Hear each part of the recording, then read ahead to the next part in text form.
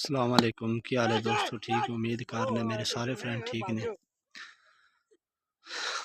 ते जेड़े मेरे दोस्त मेरे चैनल ते नवे आए ने वो मेरे चैनल जो सब्सक्राइब कर लो, बैल आई घंटी क्लिक कर ते आल ते सिलेक्ट कर दो। बहुत शुक्रिया दोस्तों का। ते दोस्तों विखाने देहाती मैच, देहाती लेवल ते मैच हो रहा जी 5-5 ओवर का। पहली टीम ने बारी ली, उन्होंने बनाए ने किन्ने स्कोर बनाए ने 25 स्कोर, 26 का टारगेट है जी। 5 ओवर ये जी बैट्समैन आ गया, हूँ पिच साफ कर रहा है। हाँ वीडियो बन रही, वीडियो फुल वट्टा रखा हुआ जी, फुल तेज वट्टा। छोटा जा ग्राउंड है बस जी, टाइम पास करी इत्थे।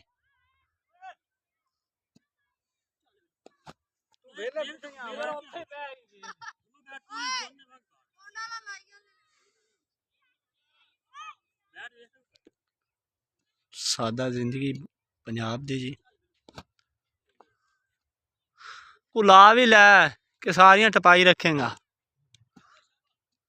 ये जी छक्का मारना इस प्लेयर ने। 2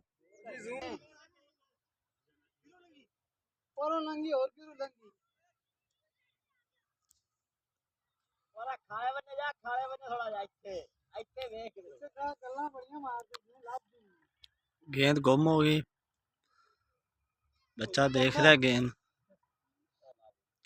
लभ गई गेंद लभ गई। दोबारा मैच विखाने साढ़े नाल जुड़े रहे आज।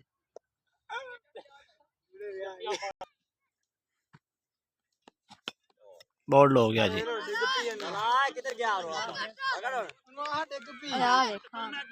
फुल वट्टा रखा है, दे काजे दे जा काजे।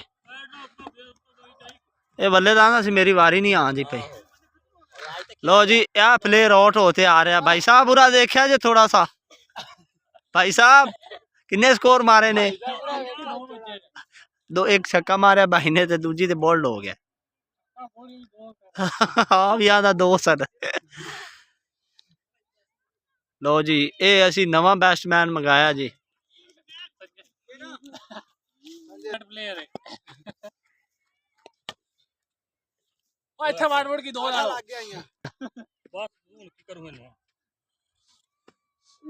बैट बूट ता मार लिया कर पिछते।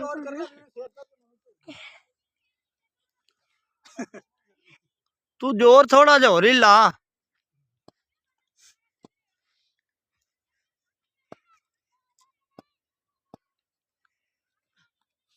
हाँ तेरी स्प्रिंग दी तेनू भाई लबे